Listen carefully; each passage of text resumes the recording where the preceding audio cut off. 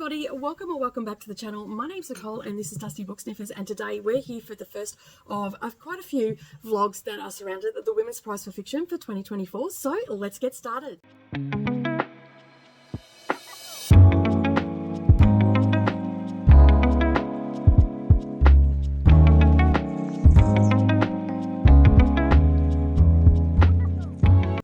Good evening everybody, and welcome back to the channel. Thank you for taking some time out of your day and spending it with me while I prattle on about the books that I've been reading off the Women's Prize for Fiction.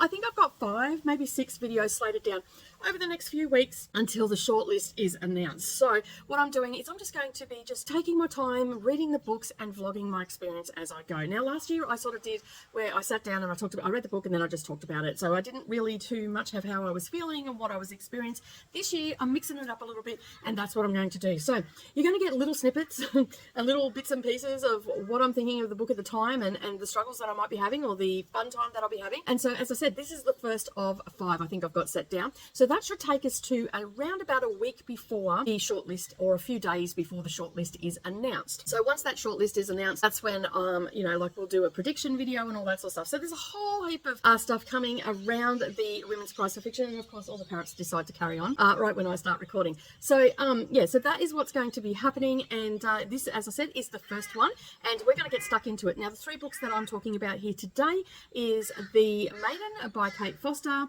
Ordinary Human Failings by Megan Nolan, and then we also have And Then She Fell Down by Alicia Elliott. Now I have listened to 2 audiobooks and 1 that I've read with my eyeballs because nothing else was available. Alright, so without further ado, let's get into the very first video for 2024 on the Women's Prize for Fiction vlog. Well, good morning everybody. It is the next day after the Longlist was announced, and I have purchased my first 3 books, and I have 2 audiobooks which are only going to take me about 6-7 hours to read both of them, and then I have one that is only available on Kindle. I'm currently in the city in Brisbane, and I'm at the State Library. It's got free Wi-Fi and all that sort of stuff, and I'm waiting to meet up with my daughter. So I thought that I would start with And Then She Fell by Alicia Elliott. Now, I talked about this yesterday on my video and all that sort of stuff. People are starting to look at me because I'm in public and I'm talking to myself. So yeah, so this is, I believe this one is the one that is by the Indigenous writer, and basically we're following Alice's story through motherhood and through some mental illness and all that sort of stuff. I have seen a couple other people that have talked about this and said that they really enjoyed it because they had read it, so I'm looking forward to reading it, and the fact that it's it's got mental illness rep and all that sort of stuff in it. I'm really looking forward to it. So I'm going to get started. It's going to probably take me a couple of days to read it, but at the end of the day, I will check in and see how far I got it with it. I think there's 370 pages in this one, and and I just love the cover. Like, look at that cover. Isn't it gorgeous? Like, not that it's doing it any justice, but yeah. I need to get a smaller tablet because my Kindle's not working, and I've got to bring it with me to see if it connected to this Wi-Fi or not. But anyway, I digress. I'm going to get in to And Then She Fell by Alicia Elliott, and I'll check in soon. It is Saturday the 9th of March, and it's the first week of the Women's Prize for Fiction, and I am already a little bit behind. I've been super busy with Mia, getting her to and from school, trying to navigate public transport. I've met up with my daughter and all the things. So it's been a hot minute since I've been able to read. However, on the public transport, I have had my phone and I've been making my way through And Then She Fell by Alicia Elliott. Now, what do I think about Alicia Elliott's book so far? This one I am reading with my eyeballs. I think this is the second book for the year that I actually don't have an audio for, that I actually have to read with. The other ones were ARCs. One other one was an ARC. I started another one, but I haven't finished that yet. But anyway, I digress. So I started on Thursday. I started when I was waiting for my daughter, as you would have seen. I started this book, and quite honestly, I wasn't sure how it was going to go. Like, it started off when she was 13, and she was working at, I assume, at a drive-through or something. I don't know. She was working somewhere where she was selling, Speedway, that's right. She was working at the Speedway, and she was selling tickets and all that sort of stuff, and one of her friends encouraged her to go and hit up this guy because he had just broken up with someone and everybody wants this guy, right? And I should mention that she's also Indigenous as well, a Canadian Indigenous, and so basically that's where the story started out at 13, and then she hooked up, she went and seen this guy and set up a hookup with him, but she was babysitting her auntie's kid, and this is the prologue basically, and and so basically she wants to hook up with this guy, and she's going to lose her virginity and all this sort of stuff, and and it's just that's basically that friend group, that's what they've all been doing and all that sort of stuff before they go into high school, like they're 14 or something like that, 13, 14, the friend group and whatnot. And yeah, so anyway, while she's babysitting, she puts Dana, her cousin, to sleep, and then the Pocahontas was on the TV, and Pocahontas was talking to her and discouraging her from hooking up with this guy. So and which, spoiler, she ended up ringing him and basically going, you know, it turns out I have to babysit. And so he called her a prick tease, basically, and just gave her a barrage of, because he got rejected, that gave him the God-given right to barrage her with a whole heap of messages. Anyway, but then we jump to chapter 1, and so then she is now married to Steve, and she's just had a baby, little Dawn, and it's going through, which I found really interesting. It's going through what women feel after they've given birth, the trauma from it and all that sort of stuff, and how the men get like a pat on the back and like, yeah, kudos to you, you're married, you've got the whole package, you've got the beautiful wife, you've got the baby, you know, all this sort of stuff. And she is like, the parts that I've just read, because it's only the first 50 pages, it is very much her beginning of her starting to lose herself, and her longing to be someone else, to have their life, to wonder where they're going. And she looks out like at one part of it, she's looking out the window at the young girls walking past. Mind you, she's a young girl herself. Like, she's not overly old. I think she's in her 20s. And basically she's looking out the window and wondering where those girls are going, and wishing that she was them, because she's starting to lose herself. And anybody that's had a baby, you know what that first 8 weeks is like. It's just like, who am I? Like, you feel like a milking machine. You know, you've got all these things happening, going like psycho in your body, and all that sort of hormones and all that sort of stuff. So I'm not entirely sure like what the mental illness rep is in this, but I'm thinking that's got probably a little bit to do with like postpartum depression and stuff like that. So, you know, the baby blues, whatever you want to call it. I'm thinking that it's going to be a little bit of that sort of stuff. And yeah, she's just feeling a little bit out of place and everything at the moment. So it's quite interesting. I'm really intrigued by how the author is actually writing this, because I feel like it's a little bit of like she's experienced these feelings, because it is pretty spot on. Like, here in one spot, she's talking about how because her husband, she loves her husband and everything like that, but she's just feeling a little bit disjointed from it. And there's a lot of feelings in there of like when he's touching her and how she's feeling like she used to love that, and now she's not, you know, she's just feeling disconnected, essentially. And there was one part in there where she was talking about how, like, the, you know, pat on the back, he's, you know, goes to work and all this sort of stuff, and, you know, you've got the wife and you've got the kid and you've got the whole package and all this sort of stuff and whatnot, and how he has forgotten the trauma that she has gone through to give birth to this child. And it was quite like, I read the paragraphs, and she's explaining, you know, the trauma and how it feels and all that sort of stuff, and it was quite impactful, because I basically stopped reading the book and sat on the bus, and I just contemplated that. And it's like, very much so, like, even as women, we forget the trauma that we went through from one child to the next. I mean, basically, I think that's a good thing that our minds do this to us, because we'd never have any more children. You know, like, truth be told, we stop at one, and some women do stop at one, others go on to have more. And it was just really thought-provoking about the trauma that our bodies go through, and also then the recovery from that trauma as well. Like, yes, this is you know, we wanted to have a baby and all that sort of stuff. And I was talking about it on Sprints the other day, about, you know, like, you know, the trauma that our body goes through to give birth. And there's nothing else that happens. We just give birth naturally and all that sort of stuff. And our body's gone through trauma. You know, some women go grey overnight, lose their hair. All sorts of things can go wrong and whatnot. But then if you've got a traumatic birth on top of that trauma already, so you're already starting out with some trauma, and then you chuck on a traumatic birth on top of that, holy hell.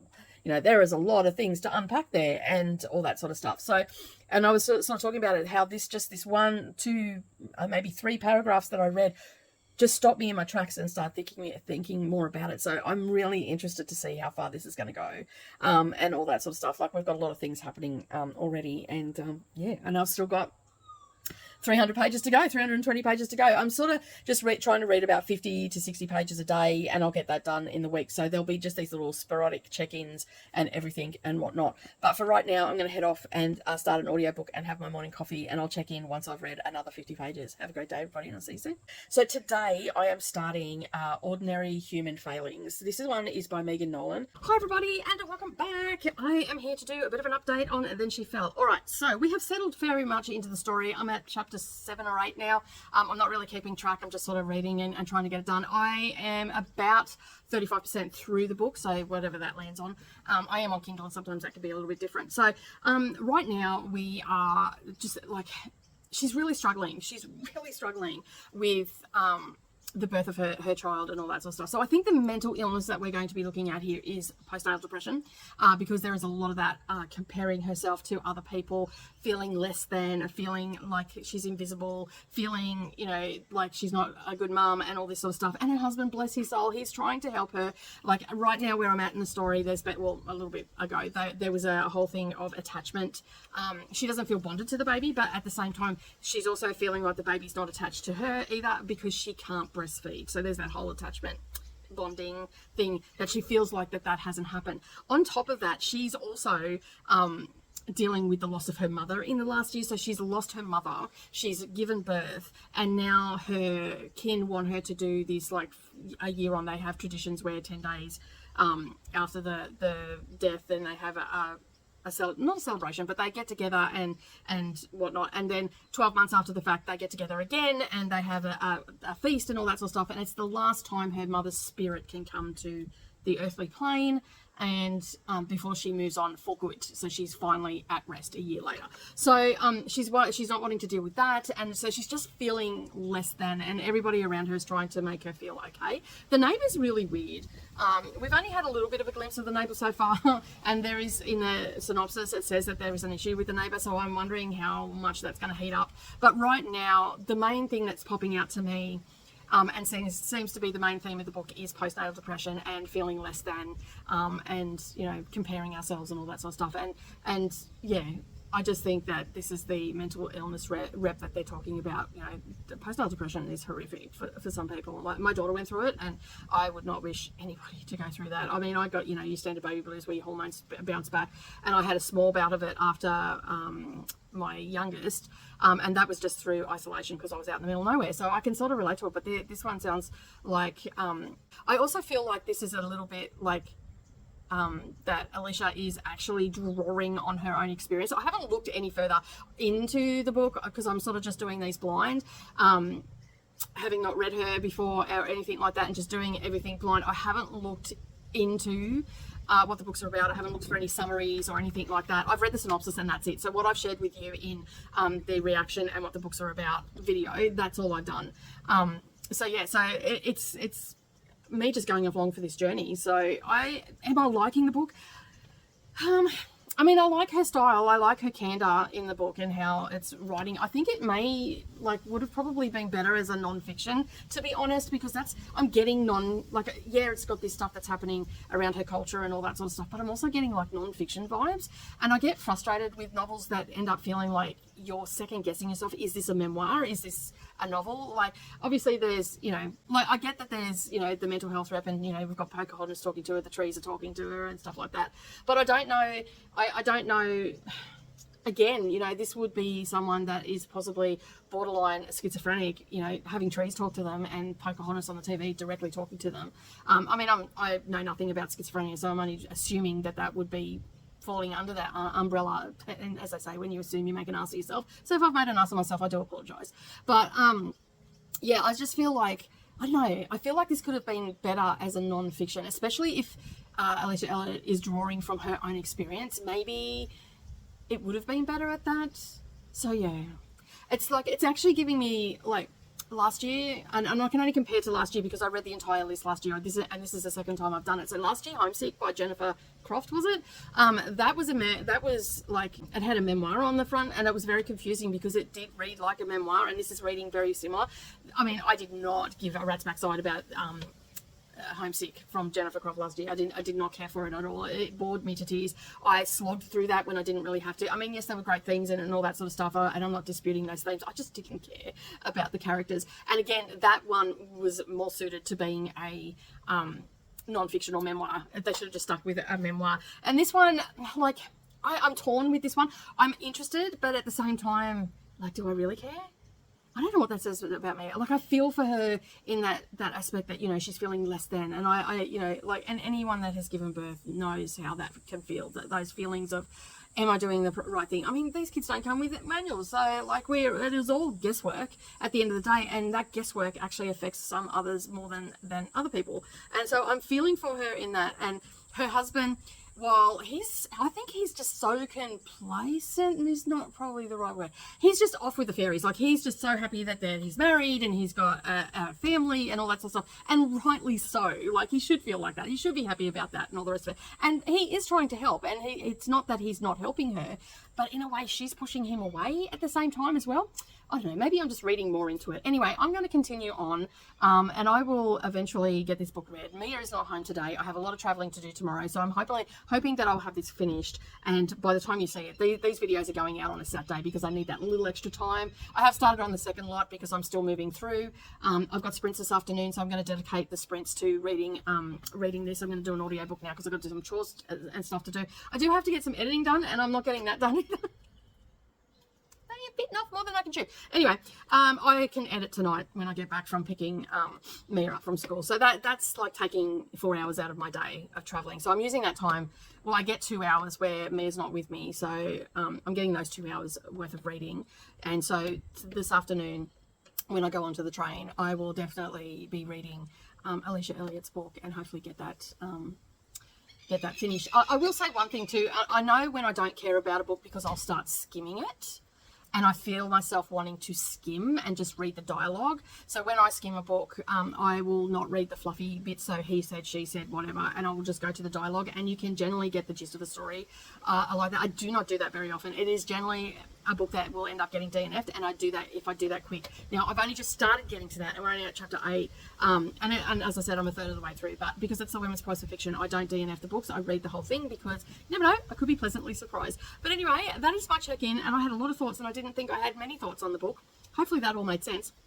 But I'm going to head off and continue reading this, and hopefully, fingers crossed, by the end of today, or if not tomorrow, while I'm traveling, I will have this finished, and I can wrap it up and edit the video. All right, I'm heading off. You have a great day, and I'll see you in a nanosecond. Everybody, and welcome back. All right, I'm going to talk a little bit. I'm going to stop facing the sun, but I'm going to talk a little bit about And Then She Fell by Alicia Elliott. So this is my wrap up for it. Now, I'm not sure I gelled very well with this book, but I've thought about it overnight, and basically it's definitely got a rep there of some grief that she's dealing with her loss of self and all that sort of stuff around the birth of her baby, also around the fact that her mother has passed away in the last 12 months. She's also dealing with the fact that she is the only Indigenous person in her neighbourhood, and and she's got some postnatal depression and all that sort of stuff.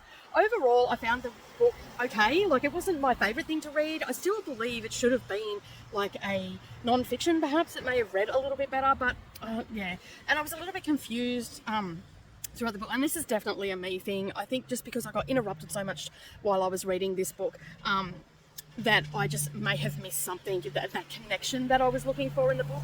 But anyway, it was still a really good story. I liked how it was sprinkled through the elements of the Mohawk people's creation story and all that sort of stuff as well, because she is actually writing the creation story, and she's struggling with it, and she has struggled to write it since the death of her mother and the birth of her daughter, which has happened within that 12 months. There's some moments throughout the book, some funny one-liners, and like where her best friend said, give yourself a break. You just pushed an angry child out, and so I could totally relate to the baby crying, not being able to soothe, and then getting judged because you try self-soothing methods and all that sort of stuff. So there was a lot of stuff that I could relate to, being a mum and have given birth 4 times and had little babies in the house and predominantly on my own and struggling and then finally finding that footing. The relief, also, there was a little section in there, the relief of when Dawn, her baby, slept for longer than like a couple of hours. I think it was like 5 or 6 hours. It was the longest she'd ever sleep, and the relief that she felt from that. I'm telling you, that is a sweet, sweet day when that happens. And just how her husband was trying to be there for her, but in a way she was pushing him away, and then just the racism that she experiences on a daily basis and all that sort of thing that she went through on a daily basis, and how she didn't feel heard. So everything was just compounding. Now, I'm not entirely sure what the diagnosis was, but there was definitely a mention of postpartum psychosis, which is extreme postnatal depression. There was also talk of schizophrenia and also bipolar disorder. So there was 3 big mental health issues that were mentioned in this. I don't feel like, and there was a little bit of paranoid schizophrenia there as well. So she had things talking to her as well. So that sort of all coincided with that. But the thing that got me was, did she, like, I don't know, maybe I'm reading more into it. And if you've read this book, let me know if I'm on the wrong track. Because as I was reading, she was talking, like, we had Pocahontas talk to her when she was a teenager. Then when after she had the baby, the trees and stuff were talking to her. But I felt like, and there was some talk that her grandmother was a shaman. And she was also classed as being not all there or just mentally ill and stuff. So I was wondering, like, I felt like maybe this was her, like, experiencing that and what her grandmother did and not entirely understanding what was happening to her. There was talk of a portal and stuff like that, and we did find out about her grandmother and what her problems were and all that sort of stuff as we went in the book. The only thing I will say, this is not available on an audiobook, and I really struggled with the pronunciations of the words that were used throughout the book. I would really love this to be on an audiobook to get the proper pronunciation of the Mohawk language, and I would have really liked that. That would have really, I think, added a level of enjoyment to the book. Like, I have given this a 3.5 star rating because I think this is very key. This book is very key for people to read, especially if you've never known anybody that has gone through this. It might highlight some stuff, and also, you know, just the I got from the book, racism aside, struggles with grief aside, I got from this book that the author is somewhat, like, maybe talking about her own experience, maybe not to the level that was in the book, but her own experience with postnatal depression. Sorry, I'm under a flight path at the moment. I cannot help that. So that is sort of how I was feeling about the book. I am slightly confused by how the layout of the book was, because I got this on Kindle. I don't have it in the physical form because it was far too expensive to get for the physical form, so I got it on Kindle. And when we got towards the end of the book, it sort of went to, like, newspaper clippings, and it was all disjointed and all that sort of stuff. I don't know whether that was intentional or not, but it was a little bit jarring. So if you've got the physical book, let me know, is it like that in the back? Because I was quite jarred by that. And just a heads up too, the chapters in this are 0.25s and 0.75s, and then there's whole chapters, but it reads really quick. There's a little bit of banter in there too with her best friend and all that sort of stuff, so it's humanized it all and whatnot. But she definitely was struggling through the book, and it was not an easy book to read because of the confusion with pronunciations of words and stuff like that. But that is, as I said, that is more a me thing than anything else. But as I said, I have given this book a 3.5 star rating. Actually, I'd probably go as far as to say a 3.75 because I am doing quarter ratings this year. I really enjoyed it, and once I got into the book and wasn't disturbed yesterday, I read over 2/3 of the book yesterday, and I wasn't able to put it down. I loved her best friend Tanya in it as well, and I just loved how she was coping with stuff. Like, not loved, love is probably the wrong word. I appreciated the candor of what she was dealing with throughout the book, and I could really relate to that because my daughter actually went through postnatal depression pretty badly, to the point where we actually ended up with her baby for nearly 5 years. So I understand, like, the pain of it and the isolation of it and not knowing what to do and all that sort of stuff. And she's okay with me saying that now. A couple of years ago she would have ripped my head off, but she's getting help now, so that's the main thing, right? And she's still going through it, and she is quite fearful of having another child. So I could understand why this would be an issue that more people need to read about and try to understand it, the trauma as a woman, what we go through to give birth. You know, and of course there's associated trauma for other people that can't give birth and stuff like that, and you know, they go through depression. I'm not just discarding anybody that hasn't given birth or anything like that, or struggling to conceive or anything like that. Definitely you have your trauma associated with that as well, which is just as relevant around children and whatnot. But as I said, we've started out with a 3.5. I'm going to give it a 3.75 star rating. I highly recommend this book to anybody, but just know that the chapters are a little bit weird. And it gets a little bit weird to the back of the book if you get the Kindle. Other than that, I would really like to know if this book is actually set out like that in the physical form. I'm going to see if I can't find it today while I'm at the bookshop. I haven't been able to find it anywhere so far, but maybe now books might be starting to come in and whatnot, because I'm off to the city today. So the plan today, this morning, while I'm drinking my coffee, I've just got up. It's 7 o'clock in the morning. You can probably hear my granddaughter eating breakfast, so I thought I'd just duck in here and have a bit of a chit chat with you. So today I am starting Ordinary Human Failings. This one is by Megan Nolan. This one has been longlisted for the Women's Prize, obviously, and it was also shortlisted for fiction for the Nero Book Awards. Now, I don't know much about the Nero Book Awards, and I'm going to look into it because there's been a few books that have popped up, and I'm like, oh, that sounds really interesting. So I'm going to go and have a bit of a look at that maybe tomorrow or at some stage during this read along for for the long list for the Women's Prize for Fiction. So this one is set in 1990. After a death of a young girl on an estate, the finger of suspicion is pointed to a reclusive Irish family called the Greens. And then it's like, I listened to a little bit of it, and I was like, I just wanted to hear what the narration was like so I could gauge what speed I was going to listen to it at. This is an Irish narrator, I believe, and we've also got an English narrator coming in as well. And the narrator reads really fast, so I've actually slowed it down to 1.4, which is really unusual for me because I normally start my books at a 1.6 for audio because I'm listening to this on audio. I couldn't afford the $30 for a 200-page book that they were trying to charge. I went and had a look at Dimmicks as well. They didn't have it there either. So yeah, they were actually, I was quite surprised. I only found like books from the Women's Prize for Fiction from a couple of years ago. I found a couple from last year, and I found 2, I think, from the Booker list from this year, last year, but I didn't find anything from this year. So it was quite, the only one that I found was Angelisi from the Stellar Award, which was quite disappointing. And even Savannah said, she goes, gee, that is really disappointing. She goes, Mum, because she goes, I know you love reading them. And she goes, and I've even picked up some of the books and whatnot.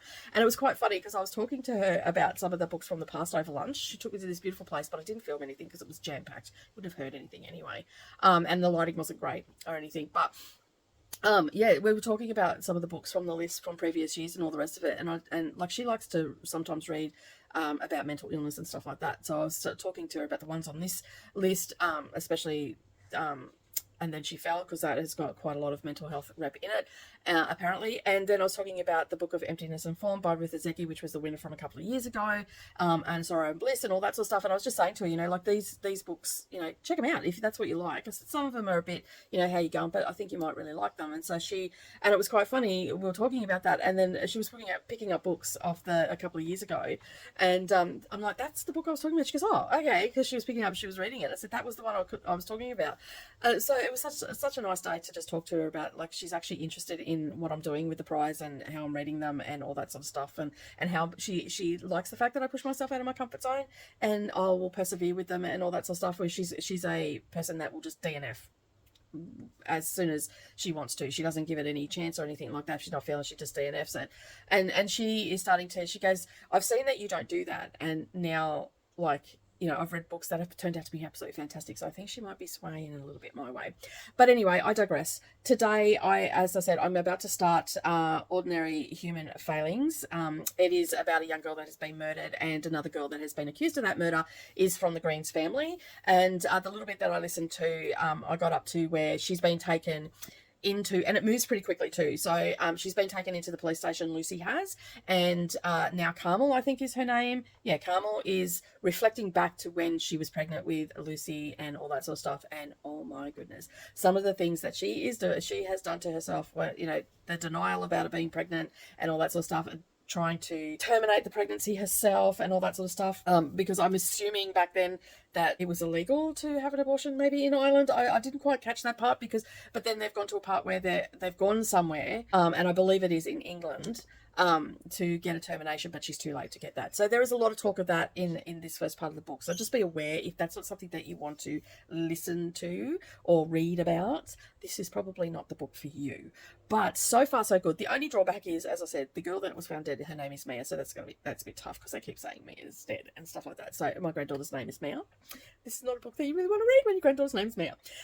So basically I am here for another week, so I'm going to be trying to get as many of the books read and all that sort of stuff. Now, I was going to start with Maidens. I didn't end up starting with Maidens. I ended up going the complete opposite order that I wanted to, because I want to listen to Maidens uninterrupted during the week when Mia's not here, because she's a Little Miss Interruptus. That would be her Little Miss name, if she were to be a book. So, so basically right now, we're learning about Carmel and her turmoils and everything like that. She's beautiful, she's otherworldly, and she was destined for a future beyond her circumstances until life and love got in her way. Now, as the scandal unfolds and the tabloids hunt for the monster, she is confronted by the secrets that have trapped her family for many generations.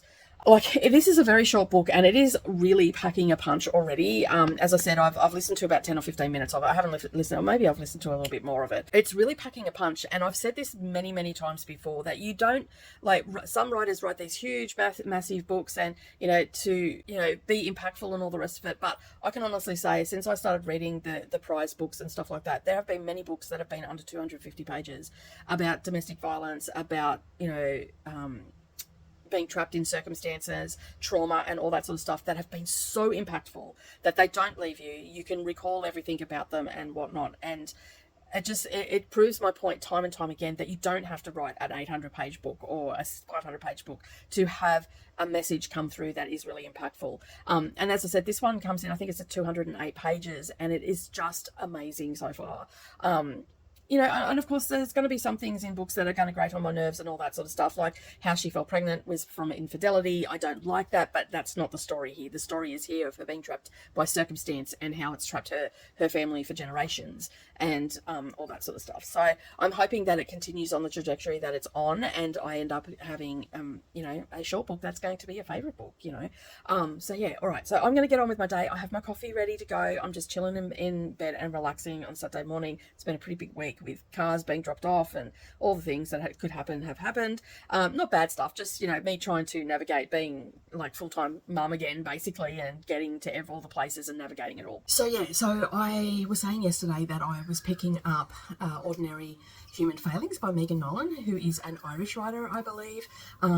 It is about an Irish family living in England that are being victimised because a young girl has been found dead, a toddler has been found dead, and their daughter has been accused of it. Now, I may have missed this, but I'm pretty sure they said that she was 16, but I can't actually remember whether Lucy is 16 or not, so don't quote me on that. She may be a little bit younger because she's coming off as younger.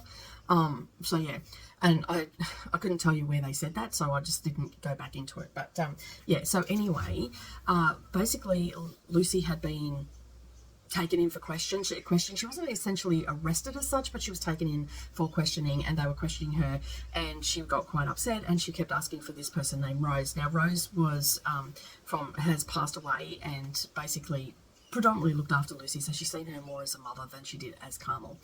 So once that sort of got established and everything, we went back and we were looking at the family's history and their perpetual cycle of alcoholism and not great things happening in their life, and not having the opportunities that others may have had, whether it be self-inflicted circumstances or not.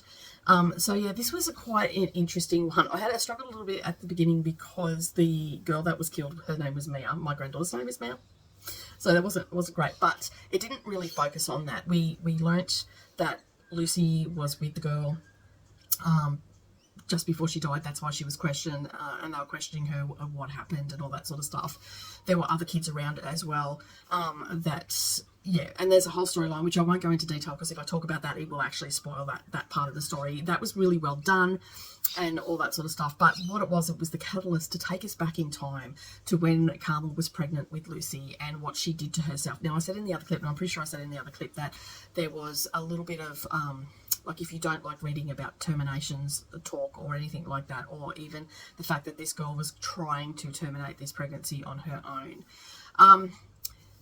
So yeah, that was a little bit hectic, and it's basically looking at their family. So after the murder happened, Tom, a journalist, had contacted his editor, and the editor said, yep, go ahead with it. And he basically got the family from their house and put them up in this hotel, and then proceeded to talk to them. And that's how we were finding out about Carmel's past and Richie's past, what happened to Rose and their father and all this sort of stuff. So having Mia here and me trying to listen to books, because this one was on audio, trying to listen to books is quite difficult. So I think I may have lost the connection between who Richie was to the family, because I don't know whether he was a cousin or whether he was related or not, and I've missed that, and I didn't realise I missed that until further on in the book, and I wouldn't have had a clue, and I didn't want to go back. So that's my bad. But anyway, this is looking at this group of people as a collective and their alcoholism and all that sort of stuff, and basically how Carmel wanted to be. Like, she was, always thought that she was going to be the centre of attention and go places and all that sort of stuff. And of course the pregnancy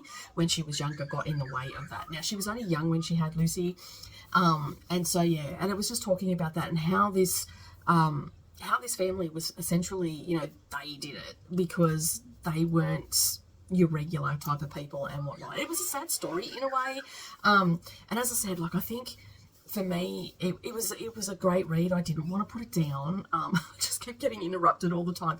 It was just a really good snapshot at looking at a family and scrutinizing that family and how society can essentially assume that the family is guilty and all that sort of stuff. Even the family themselves are thinking that Lucy is guilty, that she did it and all this sort of stuff. I also feel like this was a little bit of a snapshot at what Carmel did when she was pregnant. I mean, I may be reading more into it than that, but when she was pregnant, she drank a lot of alcohol and all that sort of stuff because she was in denial about being pregnant and all that sort of stuff. And we now know that, like, in the past, they've said, you know, like, one drink is fine, 1 or 2 drinks is fine, and that while you're pregnant. We've now learned that, you know, this is not the case. It causes a syndrome called FAS, which is fetal alcohol syndrome, and can cause development delays and issues, brain issues in the fetus as they're growing and all that sort of stuff. So I think this was like showing a little bit of that and how this can continue the cycle through the families and all that sort of stuff. And there was some accusations also made by the journalist, and that was, you know, and how they reacted to those accusations and all, you know, and how, rightly so, whether they're true or not, you're going to react in a certain way, right?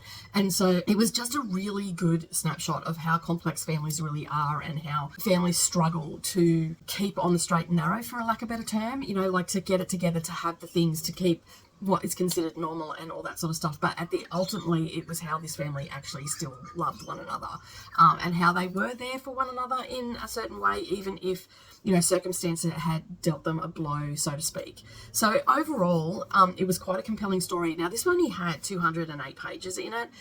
It was very impactful for such a short book, and I can see why it's landed on the list, because it is really taking a close look at the complexities of, you know, family and all that sort of stuff, and you know, and the love that we have towards one another, and how circumstance can bond you together and all that hard stuff of life. And so for such a short book, I found it quite compelling and quite impactful.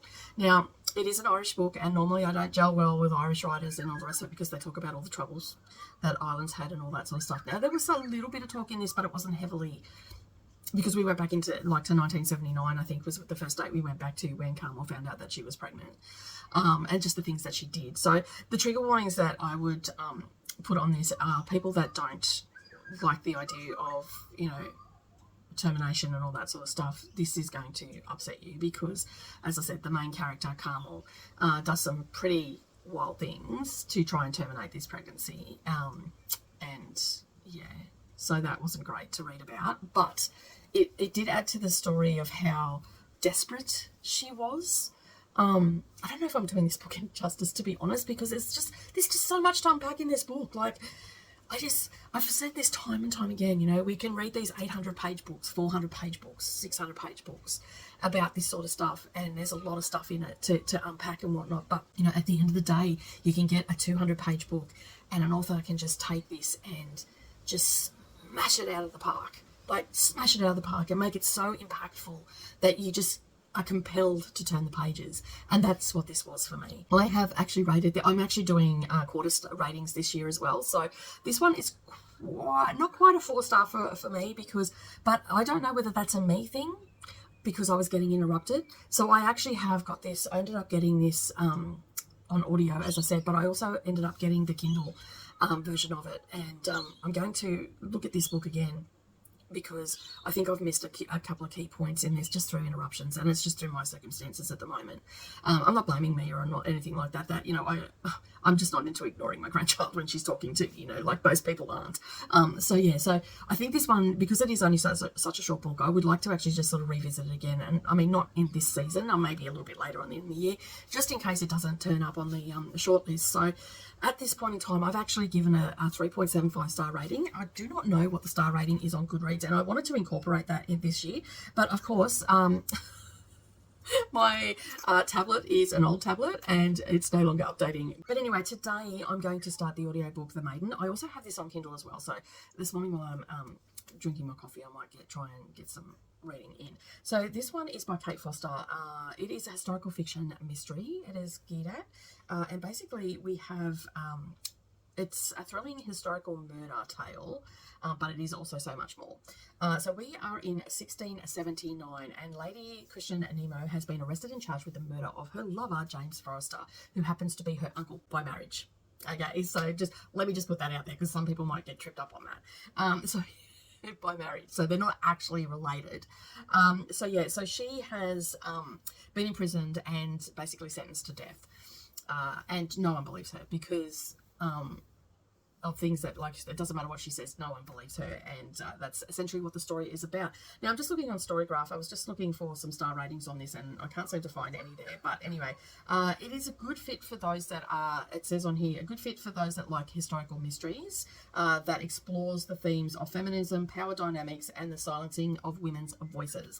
So a lot of people said they felt that this one was a little bit commercialized and all that sort of stuff, but just on that little premise alone, it sort of is meeting the women's prize. Now, if you look back at the prize, you will see things like Fingersmith by Sarah Waters was shortlisted, and it's very much an historical fiction. That's a sapphic romance as well, but that was also a feminist story with themes of women being silenced and stuff like that, you know, with not so nice characters in it and all that sort of stuff. So so I'm not actually surprised that this is on here.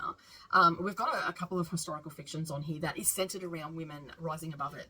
The other one that I'm going to be reading during this list is Kate Grenville's one, Restless Dolly Mulder. That is also seems to be of the same vein. This one has a romantic story in it, but it's also got like from what I can gather, must be like a little bit of a love triangle happening around James Forrester. Now, he's a beard, he is a lord or whatever you want to call them, and so he is quite well-to-do and all that sort of stuff. Now, Christian's family, they've lost their father, and there were some financial struggles and all the rest of it, and James has actually been helping them to get the girls married.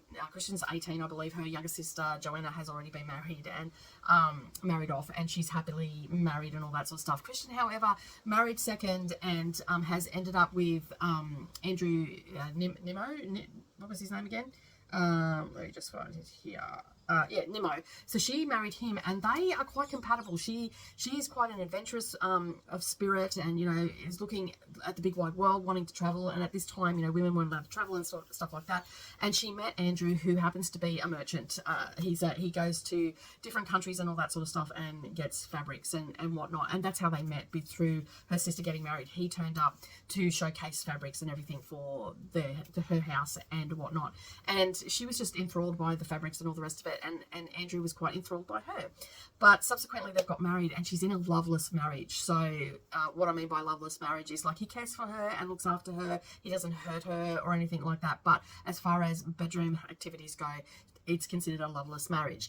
And so she is struggling with self-worth from this, about, you know, why doesn't he want to touch me? Why? And, like, she's tried to instigate it and all the rest of it. And they had this marriage, they've got this marriage book that is mentioned as well, that she's getting tidbits from and all the rest of it, but she's really struggling with self-worth and all that sort of stuff. So I have read a little bit about it on the internet and all that sort of stuff. So so I'm really looking forward to it, because I wasn't 100%, like, I love historical fiction and I would love it, but I wasn't 100% why a few people were saying that this seems like it's really commercial, it doesn't seem like it should be on the Women's Prize for Fiction and all that sort of stuff. And I'm like, you know what, there's got to be a reason why the judges have put this on here. So I went and done a little bit of research, checked out a couple of people's reviews and all the rest of it, and that won't sway me, because, like, I have my opinions and I'm quite opinionated at times about books and whatnot. So so basically I'm hoping that I will love it, because from what I can gather, it's got the similar vein as Sarah Waters' Fingersmith. And if you haven't read that, you should really, really read that. Like, that book shocked the shit out of me.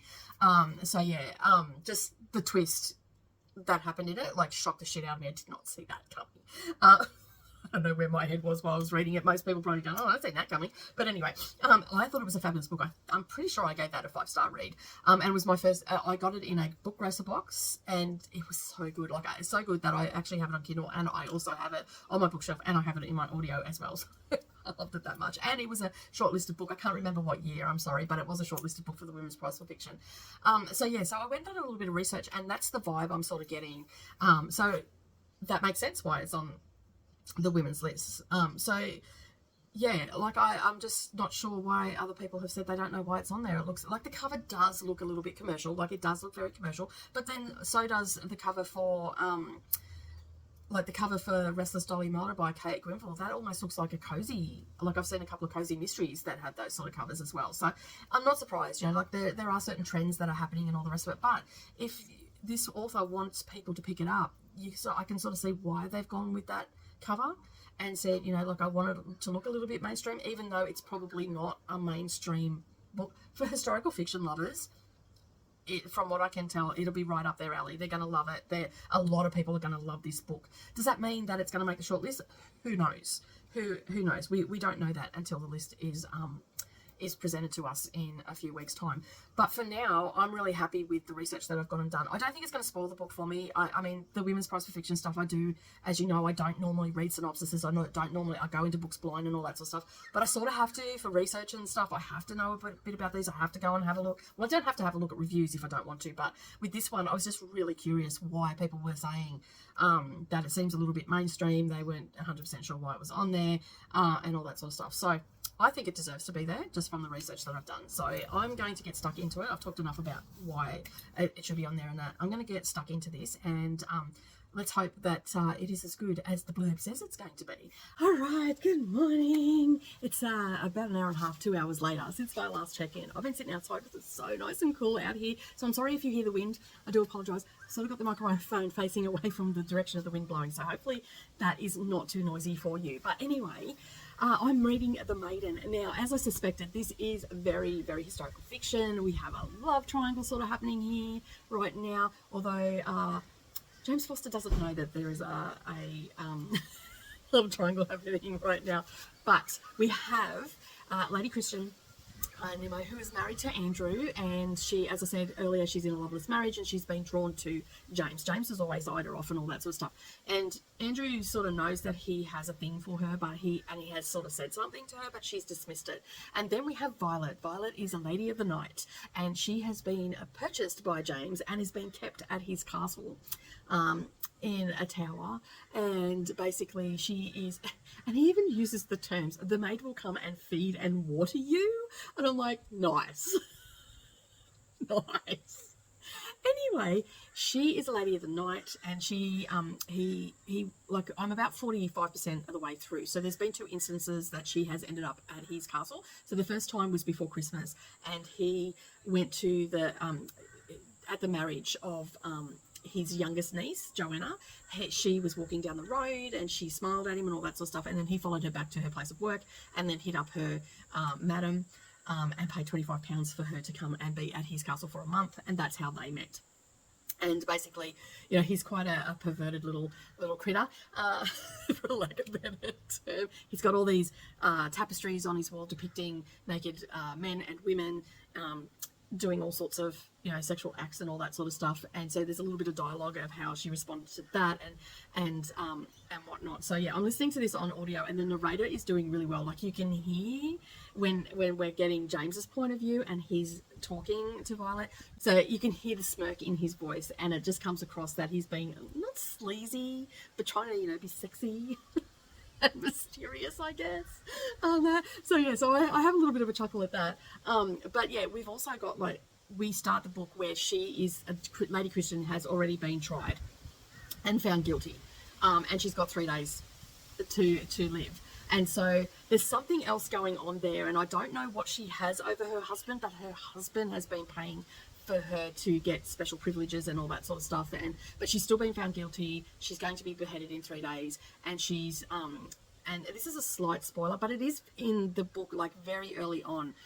It's in there before we even meet Violet, I think.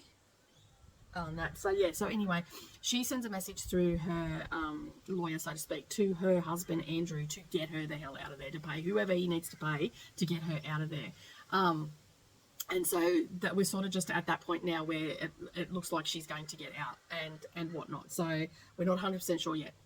I'm sure we'll know by the end of the book what happens and all that sort of stuff with that. But most of the part now, we've gone back in time before this point in time where she is being convicted, and we're learning why she was driven to James from being in a, and it all came down to self-esteem. Like, she actually thinks that there's something wrong with her and all the rest of it. And her husband, I've also just got to the point in the story where I think her husband's going to explain why he doesn't want to have relations with her and stuff like that. So yeah, but Violet is quite the character.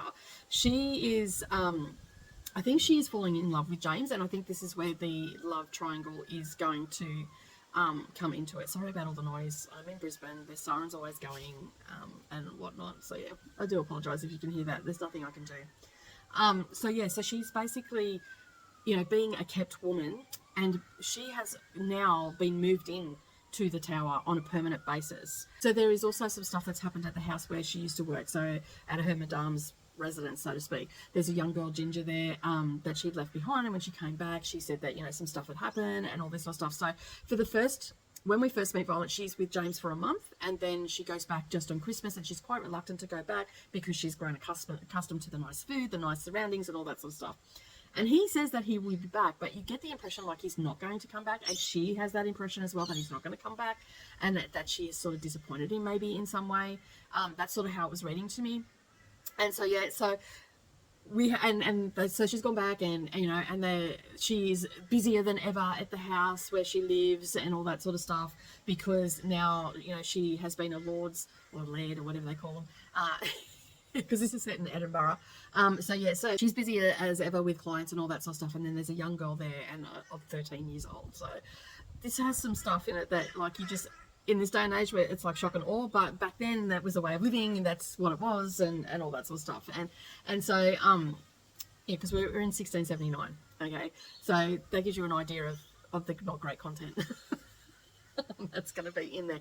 But then he comes back and he takes her to live with him, and now that's where we're at. She's there, and she's also seen that she's also been warned that as soon as he can find a married mistress, then she will be no longer required. So, and I think that that's who Christian is going to be, is the married mistress. So that's sort of where we're at. It's a fabulous story so far. It's a page turner. Like, I cannot put it down. I dare say I'm going to be finishing it today because it is just awesome. I am listening to it, but I also have it on Kindle as well. And I've been immersive reading because, fingers crossed, Mia is enthralled with TV today, and she's just chilling out on the couch. She must be tired, so she's chilling with her blanket and watching TV. So I might get some more reading in. Hopefully I will get it finished today. If not, I will definitely get it finished tomorrow. All right, good morning everybody, and welcome back. It is Monday morning, the 11th of March, and I have finished The Maiden. Oh my goodness, that book is amazing. I absolutely loved it. I could not put it down. I finished it yesterday afternoon, but I had Mia here and other people were coming and going, so I couldn't really record. I've just got back from dropping Mia off at school. I am absolutely drenched because it bucketed down, and of course we didn't have an umbrella when the heavens opened up. So, The Maiden. Okay, so when the last clip I said it felt like it was a little bit of a love triangle, well, James Forrester was a bit of a player, Lord Forrester. So, yeah, and he had quite a number of women on the go.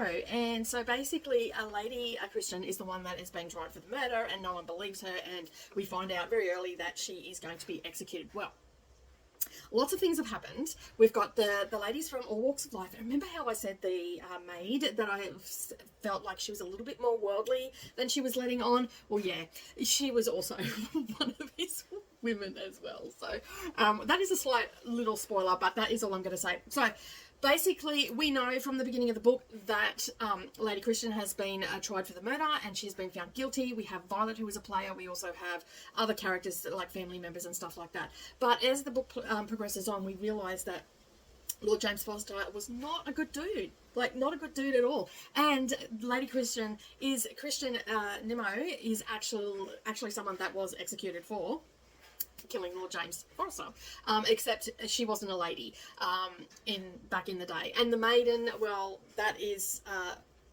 I'm not actually going to say anything about that because that is a piece of history right there that you will learn about in the book. I absolutely love the book. I recommend this for anybody that loves historical fiction, especially set back then. in Scotland. So much happens in this book. There is so much to unpack about the women and the different walks of life and how it all played out and everything like that. So I'm not going to talk too much more about it, except that I absolutely loved it. Now, what are some of the themes in it that you might ask? Well, there is infidelity, but this one I didn't feel like this was, you know, I'm just bored and I'm going to, you know, have an affair or whatever and wreck everybody's life. This was something born out of low self-esteem and just not feeling wanted by her husband and all that sort of stuff, and it sort of drove her to turn to someone that was paying her attention. So basically it is about the human need of connection and all that sort of, you know, surrounded all that emotional turmoil around the need for connection. And yeah, so I'm trying to not say too much because it's really, really hard, but it was such an enjoyable book. I couldn't put it down. I was listening to it, and I also immersive read it as well. Ended up getting it on Kindle. Absolutely lovely. Highly recommend the audiobook. It was well produced and well done. The narrator done the accents really well and everything, because remember, we are in Scotland and we're dealing, like, the two main players are Violet and Lady Christian. So we've got Lady Christian, who's well-to-do, well-spoken, all that sort of stuff, and then we've got Violet, who is essentially a prostitute. And basically we've got her rough, gritty sort of accent there, like, you know, common folk and that, not so well to do and all that.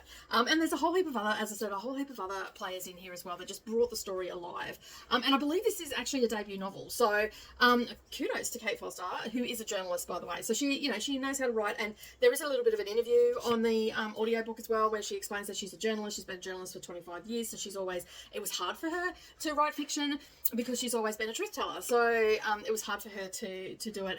And she was quite thankful that she wrote this during lockdown. So she was quite thankful that she had that less distractions, so to speak, and whatnot. So it was quite an interesting interview. And there's also some author notes as well that explain how the story unfolded and what was taken from history and what wasn't. And yeah, so, and there's just little things about the maiden in there. And a lot of people will think that the maiden is talking about a person. It's not, it's a thing. So, and I'm just going to leave it at that. You will read this book and you will find out about it. So if you like historical fiction with a slight twist on it, like it's not a mystery as such, but it feels a little bit mysterious, because we don't actually know if she did kill him or not, or whether it was Violet or whether it was someone else. So we don't like it. And so we've gone along that because, you know, we're led to believe that no one believes her, and so we're going along on that journey. But I have given it is the first one off the list, and it's not surprising really, because it's historical fiction and that is my jam, so I was going to enjoy it.